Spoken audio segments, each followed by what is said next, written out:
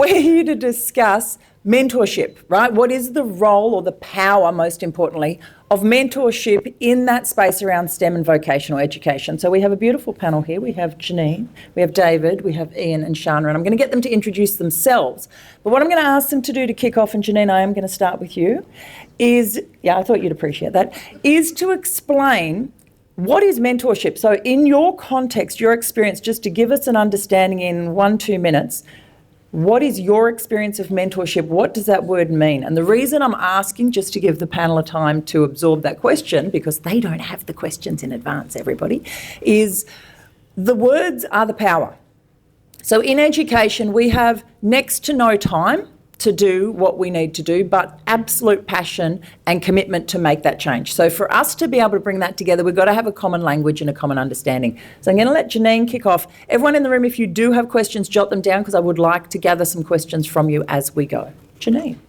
I have wondered whether my teacher voice might work, but I think it's better with the microphone. So just a quick bio. I've been a careers advisor and a teacher and a VET coordinator across a career that spanned about 26 years. I'm currently just retired, stepped down at the end of last year from being the president of the Careers Advisors Association, but I was allowed to do that only because I promised I would stay around to help out and continue with my knowledge informing people.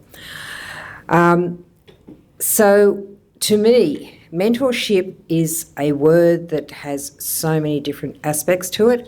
My simple concept to me is probably the word connection. Our role is about connection, and our role is about understanding what students need connection to. It could be to someone in industry, it could be to someone who is helping them with personal issues. It could be finding an opportunity for an apprenticeship or things like that, and connecting to people that will help them find those sort of things. So I suppose that's my simple explanation. Hi, I'm Dave, or David if I'm in trouble. I was a former teacher myself, moved into the vocational education space and ran one of the biggest training organisations outside of TAFE in the care space. I was then tapped on the shoulder by Australian Unity, so the healthcare business side of it, not superannuation, and was their head of workforce partnerships. Long story, or short version of the long story, and why I think mentorship is important. Given my background as a former secondary teacher, they handballed me a project.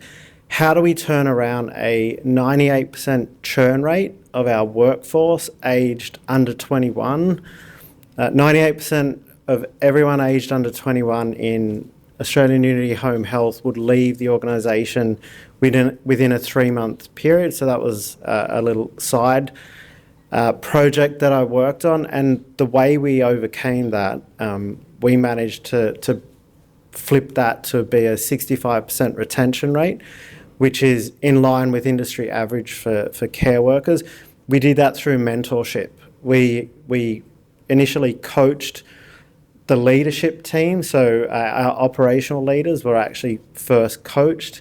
And then the second thing that we did, we didn't implement anything other than a mentorship program to support our young people entering the workforce. So. Okay, thank you. Okay, good morning. My name's Ian Preston. I'm in my 35th year, I should say, of teaching. And as I heard Ken mention earlier, I also started teaching prior to the internet, Ken. And I do recall driving from Ungary Central School to Parks High School, I think it was, to actually view the internet one afternoon after doing a day of teaching, and after spending 2.5 hours in the car to get there with 4 or 5 other very excited people to see this internet thing, it was down. So we had the teacher there quite embarrassed, it wasn't their fault obviously, and pointed to a little computer and said, well, on that screen you see text, and there might be some graphics come up at some stage. So just showing my age as well. My background is industrial arts teaching, but for the last probably 5 to 10 years I've moved into the STEM space. So currently I lead the Murrumbidgee Academy of STEM Excellence out of Murrumbidgee Regional High School in Griffith, and I also lead the New South Wales Virtual STEM Academy. opportunity. My answer to your question is going to be a little bit on a different tact. I'm not going to give the typical answer that you would expect about what is mentorship, but talk more about what it provides. And for students in my rural community, it provides opportunity, and it provides relationships and belonging. And I see it as a two-way connection. It's not just for our students to benefit from, it's also for the mentors to benefit. So that's my take on mentorship. Probably a little bit different to what you might have been expecting, but yeah, I see it as opportunity, and for the students in my community particularly to see what's available, what's possible, and to help them to strive to attain things that they typically would not attain, and probably in their families hasn't been attained before. Hi, so my name is Shana Fuzz. I am currently the founder of Bright Lane Co. I've been in industry for quite a long time, but have been in education for the last almost 10 years, both from teaching in a career advisor space and looking after VET, and the last 3 years head teacher careers of the Shoalhaven region for Educational Pathways program with Department of Education, now currently based on the Sunshine Coast in Queensland. But basically, I mean, to add to what's already been said and some brilliant answers, and mentorship is all about building relationships. I think students, especially looking from a sociological perspective on how students make decisions, especially moving into future focused and all of these changes happening that we're aware of, there is a massive mismatch between their aspirations and their ideas of what level of education they are needing to actually move into a space. But what ultimately what we want for students is for them to be independent, critical and creative thinkers who actually know themselves and how they tick, so they can actually make decisions after school when there's nobody there holding their hand. So when they can actually, be independent and be able to change as change occurs, they can actually make those decisions because they know themselves and what they're actually looking for.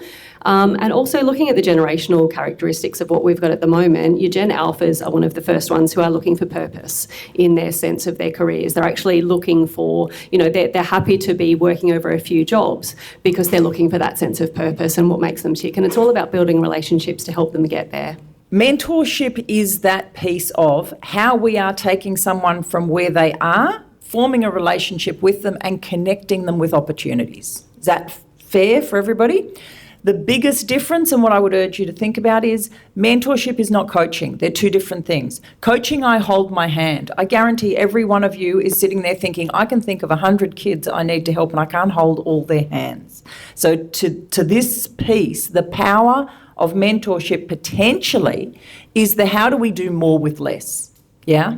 So my question to the panel when we're thinking about that power of mentorship, and we're thinking about particularly in the STEM and the vocational space, and the vocational, for me, what I hear from a lot of the schools and a lot of the government sort of work around what it is, and please room tell me, vocational, we have disengaged students, we have students we don't know what to do with, we have students who are causing problems in the classroom, so we push them and we say, put them in a vocational path or something else. Is that what you guys hear and feel?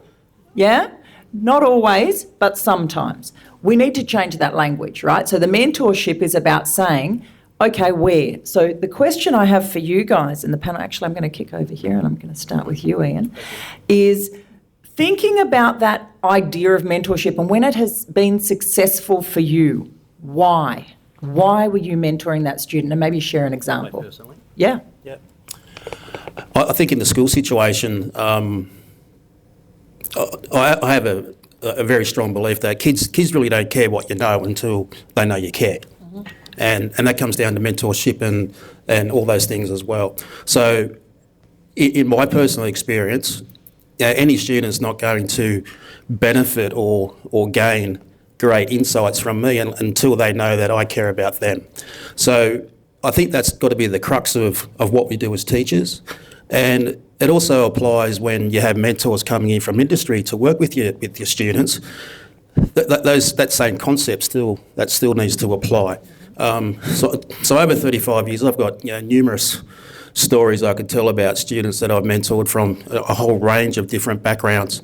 I've spent my whole career in rural New South Wales, in remote communities and in schools with significant disadvantage. So, for example, my current school, Those 57% of our families in the bottom 25% percentile quartile for socioeconomic disadvantage, and only 5% in the top 25%.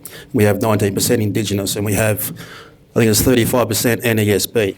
But even with all those challenges, and you could call them challenges, but I like to call them opportunities, just to be a little bit more proactive.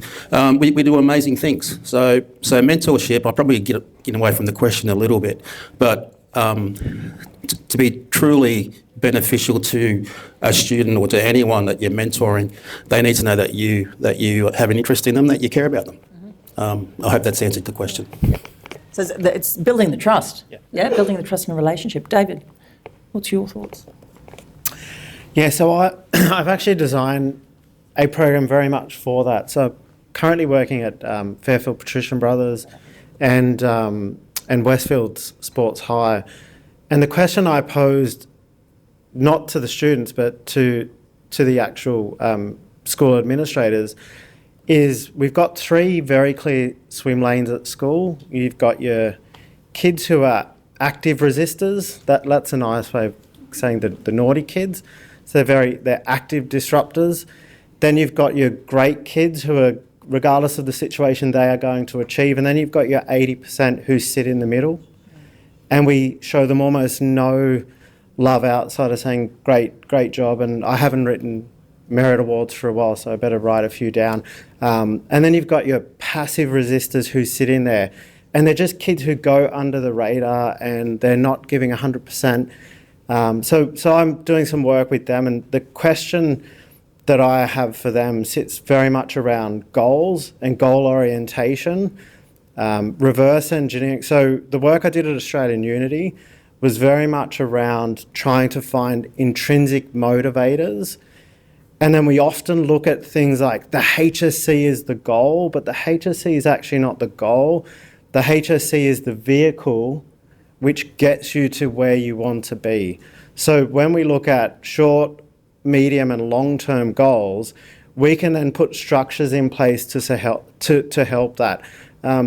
It was brilliant working at Fairfield Pats the other day, and we were talking about structures at home versus structures at school. And you know, these are pretty tough kids with very tough surroundings.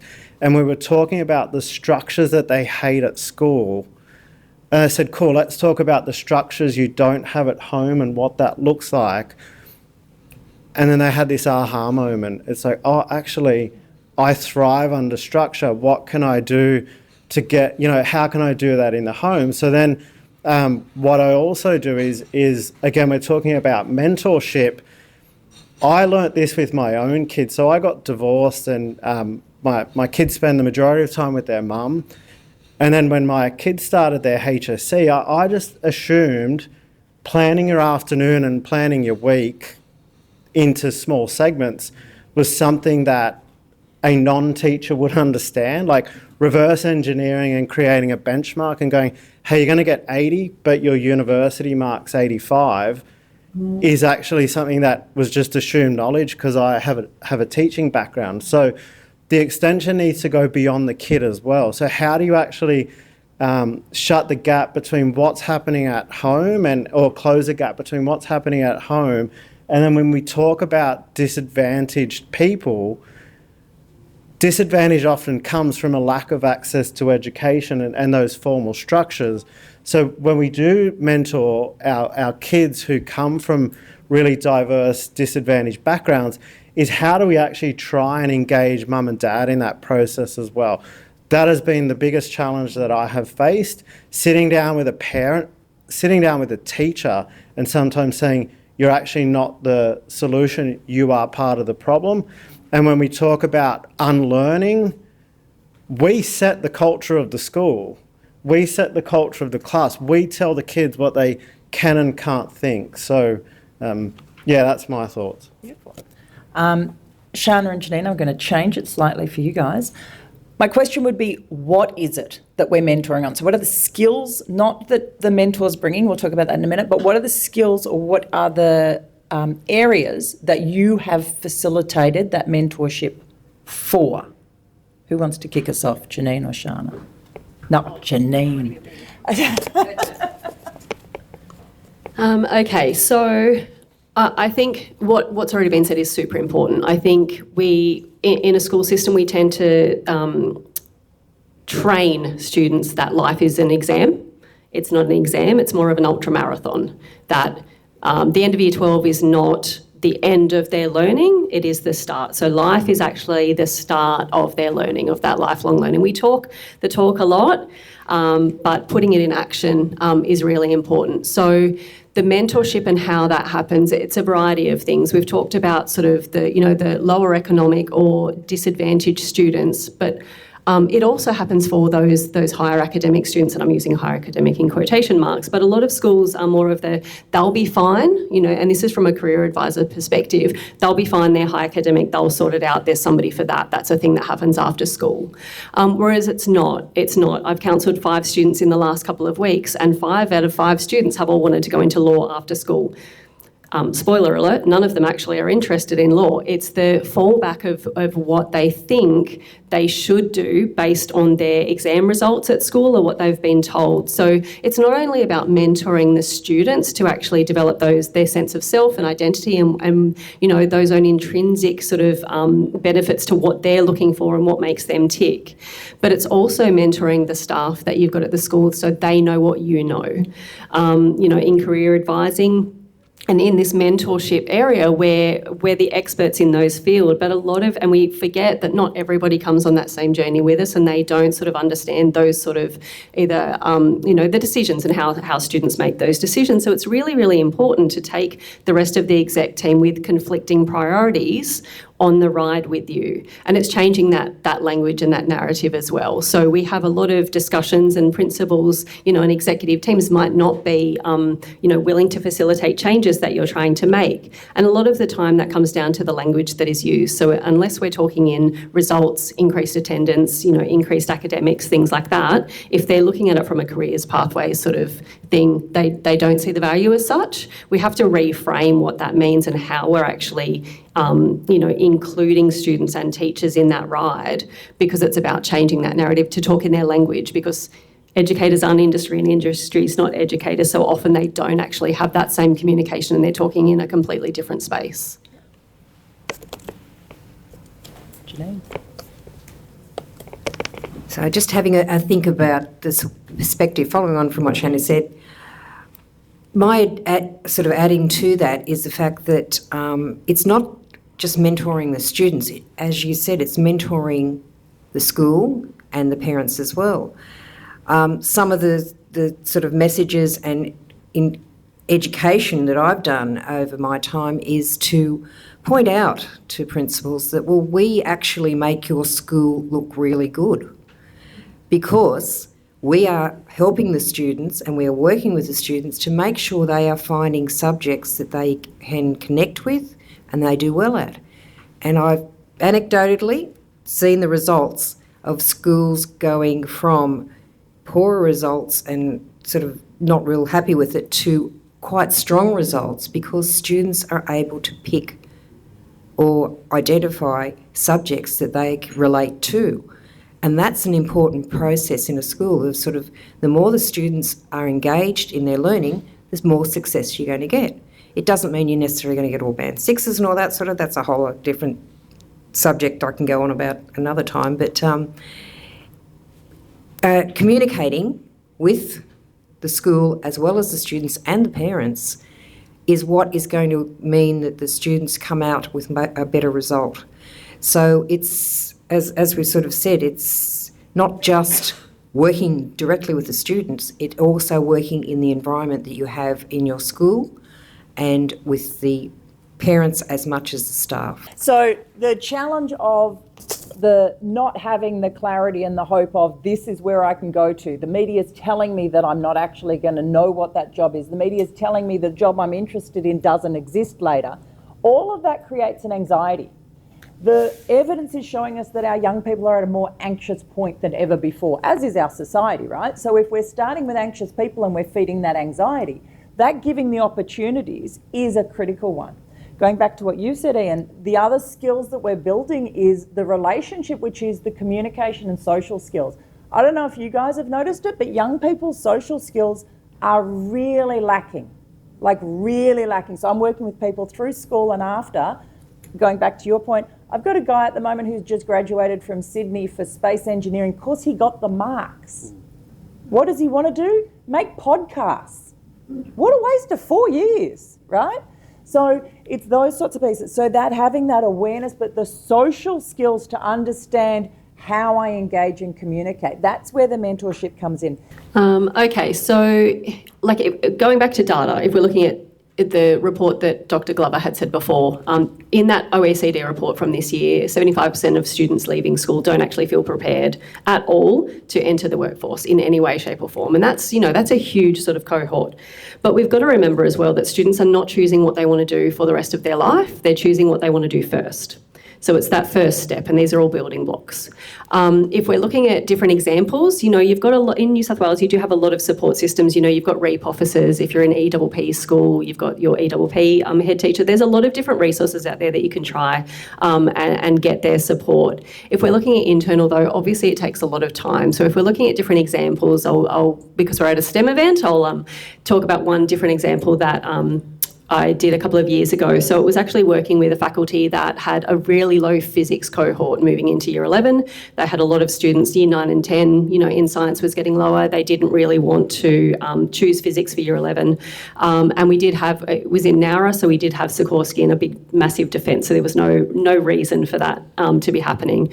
So working with the faculty, working with Sikorsky, working with the University of Sydney rocketry team, we put together a day that actually took all of the students from sort of year 10 and 11 off to a particular day. So it's basically rethinking the way that you're doing excursions and interactions in that space. So for example, the students went with their physics teachers, not as a careers event. It was with their physics teachers. They actually were with Sikorsky, playing around with helicopter parts, putting together helicopter maintenance, actual hands-on in the warehouse for the morning. We then went with the University of Sydney rocketry team who brought their rockets down, and we're talking about, the aerodynamics and et cetera, all of that thing that actually linked to what they were learning in class. We then took the afternoon where they made their paper rockets, which was part of their assessment anyway. So they actually went out onto the backfield, made their paper rockets. They did all of the mathematics with both the University of Sydney rocketry team and with Sikorsky to actually work out which team won the event. So that was one day event that not only opened up the students' eyes to and put it in a applied practice of how they were actually learning in the classroom, but it actually also interacted with local business, it interacted with university. The amount of students from that day that either stayed in physics in year 11, chose physics from their year 10 cohort, but also moved into VET, aeroskills courses and other SBAT opportunities was very, very high. So it's rethinking the way that we're actually doing excursions or incursions. I'll use another example, looking at incursion things that you've got running in school. So you might have events that you've got running. I'll use a Kappa night that we had where all of the art students were putting together all of their artwork for a showcase on the Friday. So that's a huge, sort of area for all of the staff to put this program together. Basically, we flipped it and I said, let's turn it around and let the students actually drive this. Yes, project-based learning, but it's actually putting them in the driver's seat of learning in a real-world context about some of these roles outside the classroom. So we're not telling them about the roles, we're not just showing them and taking them somewhere, we're actually getting them to do the roles.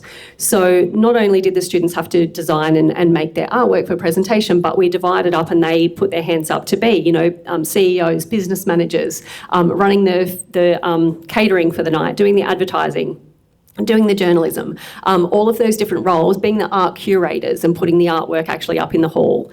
All of those roles that are actually being used outside the classroom and, those future careers, but not talking about it in a career space. It's actually putting it into practice in a way that is manageable and putting that back onto students to actually step up as part of their own learning. Set yourself up on LinkedIn for exactly what you said.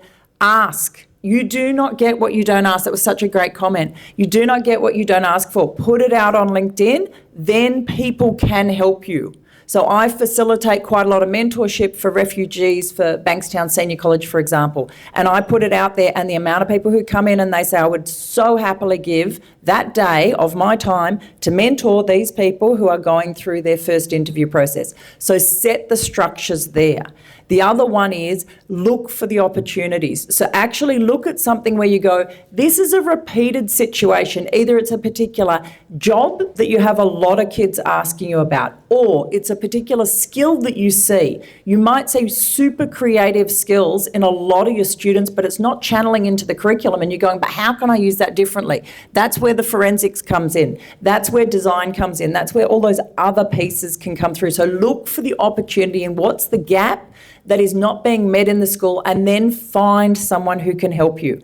The hardest piece is the finding. LinkedIn and network. Set up a community network through your area, through your school, through your local area, so that you are not alone. So you're basically modelling what you're teaching from that sort of way. So to me, the power of that in that space, from what's been shared from these beautiful people, is that diversity of what it is. But I do think we need to go back to that core of being, it's a relational skill to set people up to be optimistic and hopeful for the future, yeah? I've got to stand over there with my card. So if you do want networks for people, I'm always happy to network people with different people. I'm sure that these lovely people are as well. Thank you. Hopefully that has been useful.